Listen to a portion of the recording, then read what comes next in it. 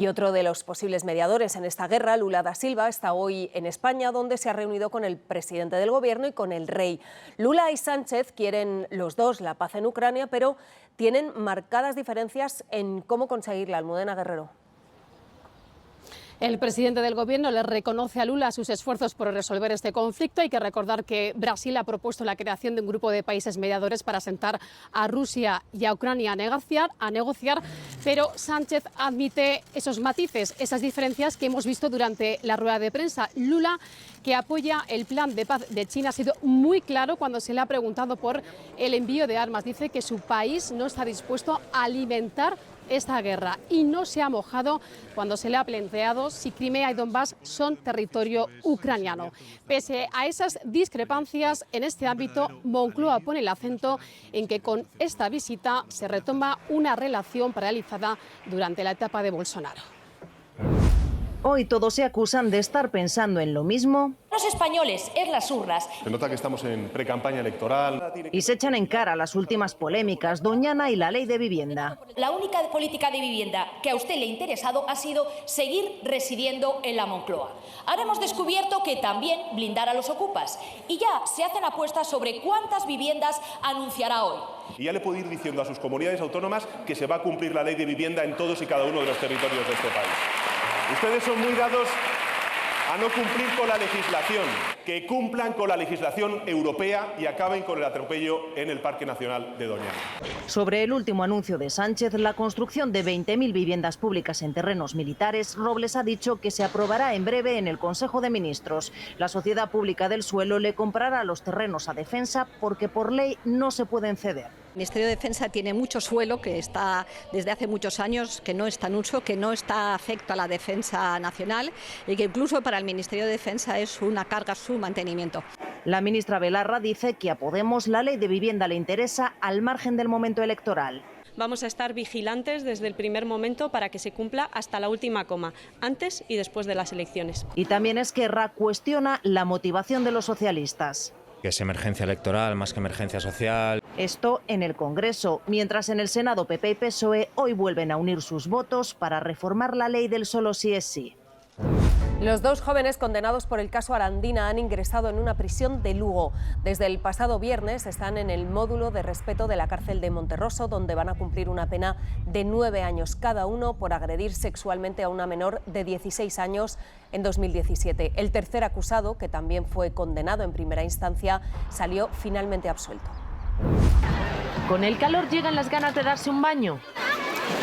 La mayoría de piscinas comunitarias están cerradas aún, pero muchos con piscinas privadas ya han empezado a prepararlas. En periodos de sequía, este gesto supone un incremento en el consumo de agua, además para un uso que no supone una primera necesidad, ¿no? Este mapa refleja las comunidades con más piscinas respecto a sus habitantes. Baleares ocupa el primer puesto, una piscina para cada 16. En España, una para cada 37. Llenar todas esas piscinas supondría un 0,1% de la capacidad de los embalses españoles. Y Llana, en Guadalajara, tiene una piscina casi para cada habitante, la mayoría en urbanizaciones. En Olocau, en Valencia, situación parecida.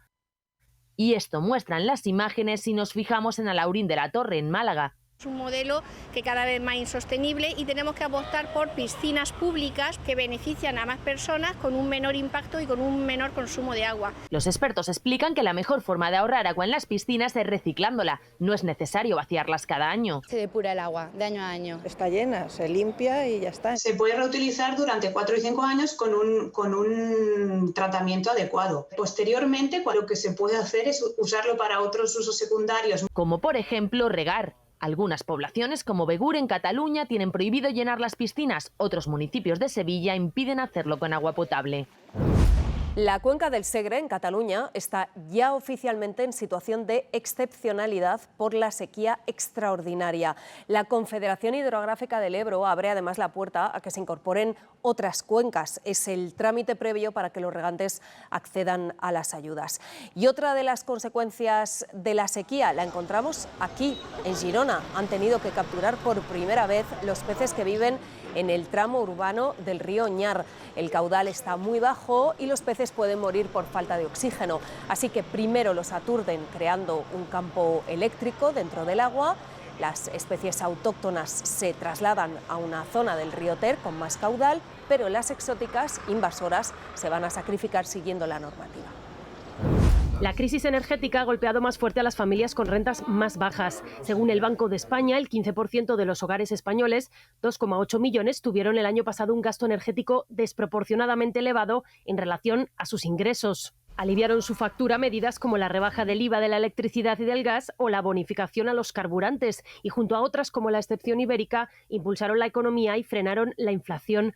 Por eso cree el Banco de España que ahora sería el momento de subir los impuestos medioambientales, empezar a retirar las ayudas más generalizadas y desplegar nuevas focalizadas en los más vulnerables, como el cheque de 200 euros destinado a hogares con bajo nivel de renta y riqueza, aprobado a finales del año pasado. Según el organismo, podría beneficiar a 3,6 millones de familias, de las cuales un tercio tendrían ese gasto energético desproporcionado. Y un radar ha pillado a Manuel Baltar, presidente de la Diputación de Ourense y del PP provincial, circulando a 215 km por hora cerca de la Puebla de Sanabria, en Zamora. Conducía un coche oficial de la Diputación y superaba en casi 100 kilómetros la velocidad máxima permitida en autovías.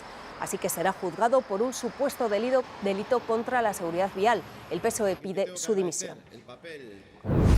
Se le critica por su capacidad política, sus dolencias físicas o simplemente por viejo. Se le está descartando prioritariamente por un número, porque se fija uno en aspectos externos de su comportamiento.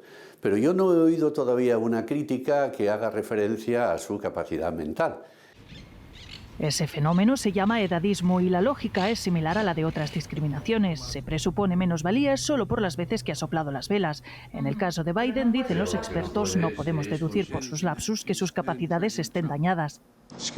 Tampoco por un tropiezo. La pandemia del edadismo, cuando se cae, tropieza el señor Biden, en ese instante la pandemia se extiende a todas las personas de la misma edad y se genera en la mente de la humanidad una discriminación evidente. Una realidad que muchas asociaciones senior piden revertir en una sociedad cada vez más envejecida. Los senior son cada vez más importantes y eso tenemos que considerarlo no como un problema, sino como una conquista social. Hemos de cambiar y hemos de iniciar una nueva revolución en ese sentido, como ocurrió con los derechos civiles en Estados Unidos. Laboral, bancario o lúdico, el edadismo no entiende de sectores, pero parece que sí sabe de números.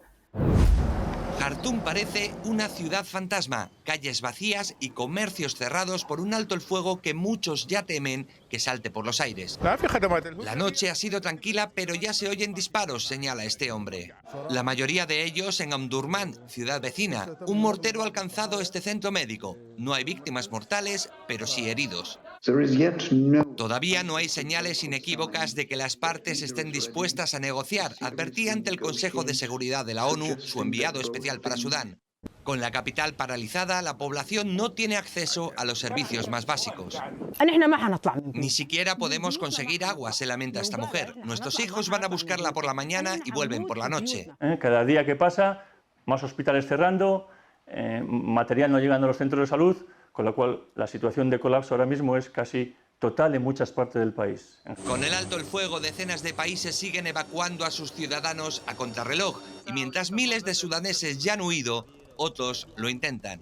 Y en medio del caos se ha fugado uno de los hombres más buscados por la Corte Penal Internacional, Ahmad Horoum, mano derecha del expresidente Omar al-Bashir, que está acusado de crímenes de guerra. Permanecía encarcelado desde el golpe militar que derrocó a ambos hace 4 años.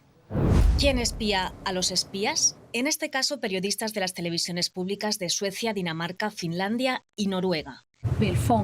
Queremos captar en vídeo las caras de la gente que frecuenta la embajada para ver si podemos identificar a algún espía, dice esta periodista sueca. Durante un año han investigado a trabajadores de las embajadas rusas de sus países y han contrastado sus imágenes con la información que les ha dado una organización de periodistas que tiene acceso a miles de archivos en Rusia con datos sobre estas personas, sus antecedentes y su especialización. De esta forma han identificado a 38 espías rusos, de los cuales 17 continúan trabajando. La mayoría de ellos, además, tiene inmunidad diplomática. Creo que es importante revelar que todo el sistema está basado en una mentira. Oficialmente son diplomáticos, pero realmente son agentes de inteligencia, espías, afirma este otro periodista. Y su objetivo, según los servicios de inteligencia nórdicos, es obtener información que dé a Rusia ventaja estratégica.